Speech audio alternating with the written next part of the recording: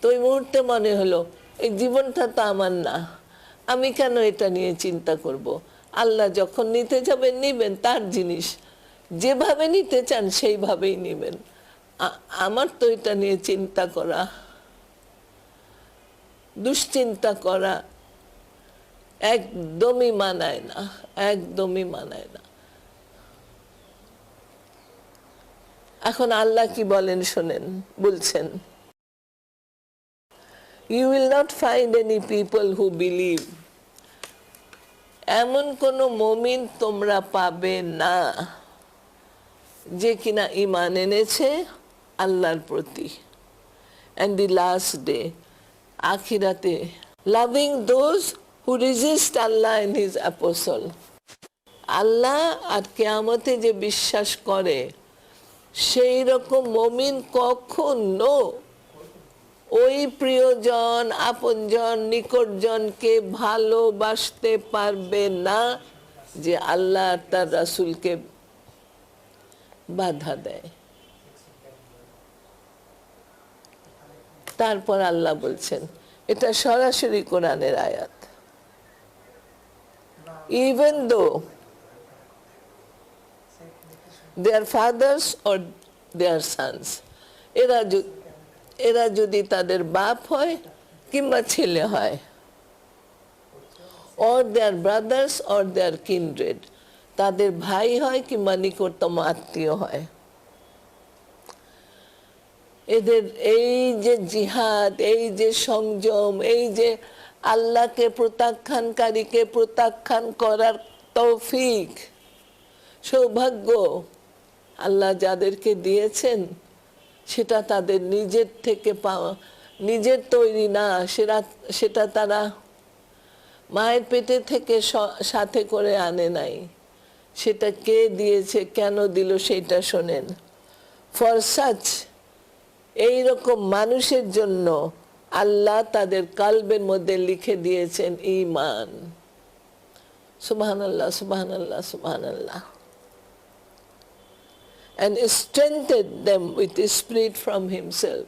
আর তাদের কালবের মজবুতি দিয়েছেন নিজস্ব রূহের থেকে। আল্লাহর যে অস্তিত্ব, আল্লাহ যে কুয়াতের মালিক, আল্লাহ যে সম্পদ, রাজত্ব, ঐশ্বর্য, শক্তি, রিস্ক, সব কিছুর যিনি মালিক, সেই মালিক তার নিজের কাছ থেকে এই সব মুমিনের কালবে দিয়েছেন শক্তি। কোনো মানুষ একা জঙ্গলে যে এখন সারভাইভ করতে পারবে, বাঘ, সিংহ, অজগরের মোকাবেলা করতে পারবে, কিন্তু কোনো মানুষ একা, এই যুগের মানুষ কখনো একা মোকাবেলা করতে পারবে না। আমি বলবো না শয়তান, আল্লাহ বলছেন যে ওই সব মানুষের সাথে যারা আল্লাহ তার রাসূলের সাথে বিরোধিতা করে। আর আল্লাহ এদেরকে কি করবেন? He will admit them to gardens. ওই বাগানে আল্লাহ স্থান দিবেন যে বাগানের নিচে দিয়ে নদী বয়ে যায়, চিরস্থায়ীভাবে সেখানে থাকার অনুমতি দিবেন। আর কি অবস্থা হবে তাদের? আল্লাহ উইল বি ওয়েল প্লিজড, আল্লাহ অত্যন্ত খুশি তাদের সঙ্গে, and they with him, এবং তারা আল্লাহর সাথে। কোনো প্রতিকূল কোনো অবস্থা তাদেরকে আল্লাহর ভালোবাসা থেকে মুহূর্তের জন্য সরাতে পারে না। তারা জানে প্রত্যেকটা, আমি তো আল্লাহকে আমার দোয়াতে বলি যে আল্লাহ, আমার কথাই বলি যে আমার জীবনের প্রত্যেকটা সুখ দুঃখ, হাসি আর চোখের পানি, বিমর্ষতা কিংবা উৎফুল্লতা, সব কিছু তোমার কাছ থেকে এসেছিল, আসবে, এবং সব কিছুর মধ্যে তুমি আছো, তোমার নিদর্শন আছে। কোনো মানুষ কাউকে প্রফুল্লতা দিতে পারে না, কোনো মানুষ কারো চোখের পানি মুছে দিতে পারে না। মানুষের মন হলো একটা গাছের মতো, যে গাছের যে গাছের শিকড় ভিতর থেকে মরতে থাকে, শুকাতে থাকে, তাকে উপর দিয়ে পানি ঢাললে সে তো আর সজীব হবে না। সেই মনের যে মালিক, তার হাতে সজীবতা, তার হাতে সুস্থতা, তার কাছ থেকে আসে প্রফুল্লতা। নাজম সূরা আল্লাহ বলেছেন প্রত্যেকটা হাসি আর চোখের পানি আল্লাহর কাছ থেকে আসে। আমরা না বুঝে মানুষকে কমপ্লিমেন্ট, অভিনন্দন করি, আমাকে একটু হাসালে তুমি, আমাকে একটু খুশি করলে তুমি। মানুষকে দায়ী করি যে মানুষের জন্য আমার মনটা খারাপ। না, আসলে এইটাই হলো মানুষের অদৃষ্ট, যা মানুষ দেখতে পারে না, যা মানুষের জন্য আগে থেকে নির্দিষ্ট করা আছে।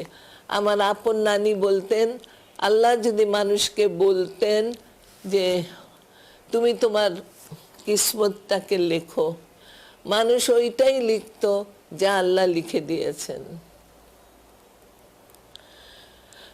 তারপর আল্লাহ কি বলছেন? They are the party of God, এরা হলো হিজবুল্লাহ, আল্লাহর দল, আল্লাহর দল হিজবুল্লাহ। আর এদের পরিণাম কি? Truly it is the party of Allah that will achieve Felicity. নিঃসন্দেহে আল্লাহর দল বিজয়ী হবে। সূরা মুদাসসিরে বলছেন, লিভ মি অ্যালোন, আমার কাছে ছেড়ে দাও, to deal with whom I have created, যাকে আমি বানিয়েছিলাম তাকে আমার কাছে ছেড়ে দাও। তাকে কি করে সোজা করতে হয় আল্লাহ জানেন ভালো। শুধু বানান নাই, বানানোর পর কি কি দিয়েছিলেন?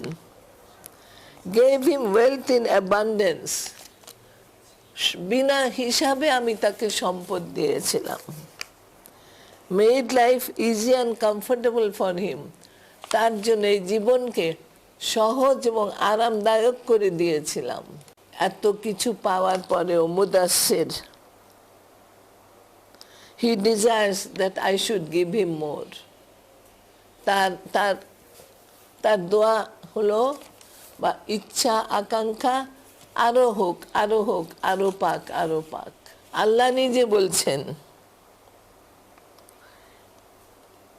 certainly he has been stubborn enemy to our revelation. দুনিয়াতে সে আমার আয়াত, ওয়াহি, আদেশ, নিষেধ সব কিছুর ব্যাপারে অত্যন্ত কঠিন বিরোধিতা করত। Soon I shall afflict him mount of calamities. শীঘ্রই আমি তাকে পাকড়াও করব। মাউন্ট, কত বিপদ, কত দুর্যোগ, হিমশিম খেয়েও কিছু করতে পারবে না। সে যখন আল্লাহর আদেশ শুনতো, সে কি করত? হি পন্ডার্ড অ্যান্ড ডিটারমিন্ড, চিন্তা করত এবং আরো শক্ত হতো, আরো শক্ত। and he may be destroyed. How he determined, তার এই কঠোরতা, তার এই কাঠিন্য তার ধ্বংসের কারণ। মানুষের স্বভাব আল্লাহ বলছেন মুদাসসির, he looked, সে তাকায়, then he frowned, তারপর সে ভুরু কুচকায়, then he turned back and grew arrogant with pride, ভুরু কুচকিয়ে আরো কঠিন অ্যারোগেন্ট, মানে ঔদ্ধত্য আর অহংকারী হয়, আর বলে this is nothing but magic of the old, এগুলি কিছুই না, এটা হলো অতীতের জাদু। আল্লাহ বলছেন soon I shall burn him in the hell, শীঘ্রই আমি তাকে আগুনে ঝলসাবো। And তারপর আল্লাহ প্রশ্ন করলেন, and what will make you understand what is hell? কি জিনিস তোমাকে বুঝাবে জাহান আগুনটা কি? It will spare no one, nor it will leave anyone. আল্লাহর আগুন কোনো কিছুকে ছাড়বে না, কোনো মানুষকে ছেড়ে জ্বলবে না। অত্যন্ত জরুরি।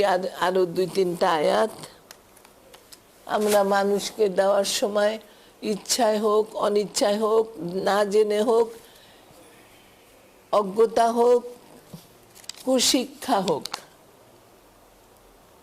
আল্লাহ বলছেন মুদাসসিরের শুরুতে, do not bestow in expectation of obtaining more.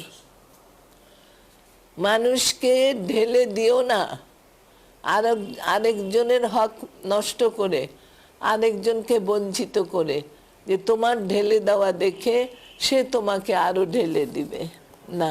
কোরআনের পাঠককে বুঝতে হবে আল্লাহ কি বলেন। জের জবরে, এক একটা জের জবরের মধ্যে শিক্ষা আছে, কোরআনের লেখার ভিতরে একটা শিক্ষা আছে।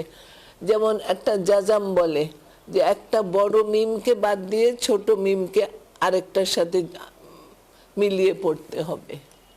এইটা দেখে এটা যখনই পড়ি তখনই মনে হয় এই যে বড় নুনকে বাদ দিয়ে ছোট মিমকে জড়াতে হবে। এটা কি? বড় শক্তিশালী, সম্পদশালী আত্মীয়, বন্ধু, সমাজের সাথীকে বাদ দিয়ে ওই যে ছোট্ট মিম, তাকে তোমার সাথে জড়াতে হবে। তোমার জীবনের তালিকায়, তোমার ভালোবাসার তালিকায়, তোমার সৎ ব্যবহারের তালিকায়। কিন্তু না, আমরা কোরআন তিলাওয়াত করি, অনেক সময় সেই ছোট্ট মিমের কথা কারো চোখে পড়ে না। তারপর কোরআনের লেখা থেকে আরেকটা শিক্ষা, ওয়াকফুল আজিম, এখানে থামতেই হবে। অর্থাৎ তোমার জীবনের চরিত্রে লাগাম আনতেই হবে। তুমি মক্কা মদিনার তিলাওয়াতকারী হও না কেন, যেখানে আল্লাহ বলেছেন থামতেই হবে। আমরা তো খালি তিলাওয়াত করে গেলাম। মনোযোগ দিয়ে যদি পড়তাম জীবনে, হয়তো বা আরেকটু ভালো চরিত্রের মানুষ আল্লাহ হওয়ার সুযোগ দিতেন। একটা আয়াত দিয়ে শেষ করছি, no calamity befalls on the earth, জমিনের উপরে কোনো মুসিবত আসে না, কিংবা তোমার উপরে, but it is in the book, এটা লেখা হয়ে গেছে, এটা আসবেই। We bring it into being, আমরা ওই ঘটনাকে ঘটাবই। That is indeed easy for Allah, এবং আল্লাহর জন্য এটা অত্যন্ত সহজ। আর এই জীবনে আর একটা আয়াত আমার হাতে আছে, জীবনের এই ঘটনা দুর্ঘটনা, সৌভাগ্য দুর্ভাগ্য, একটা অত্যন্ত যুক্তিসঙ্গত কারণ আল্লাহ দিচ্ছেন, ইন অর্ডার, যাতে করে ইউ মে নট গ্রিভ, তুমি দুঃখকে সিজদা দেওয়া শুরু করো না, তুমি ভারাক্রান্ত হয়ে যেও না, for what has escaped you, যা তোমার হাত থেকে চলে গেছে, nor exult in that which he has given you, কিংবা যা তোমাকে, যে সৌভাগ্য, যে সম্পদ, যে সন্তান আল্লাহ দিয়েছেন, সেইটা নিয়ে অত্যন্ত অহংকারী হয়ে যেও না। আল্লাহ লাভস নট এনি প্রাইডফুল বোস্টার, আল্লাহ ভালোবাসেন না কোনো অহংকারী বড়াইকারী মানুষকে।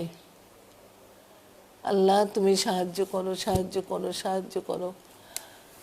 যতদিন হায়াতে তাইয়াবা দিয়ে রেখেছ, তোমার সাহায্য একটা চোখের পলক পরিমাণ সময় তুলে নিও না। তোমার সাহায্য ছাড়া কোনো সাহায্য নাই, না মনের, না শরীরের, না চারিদিকের।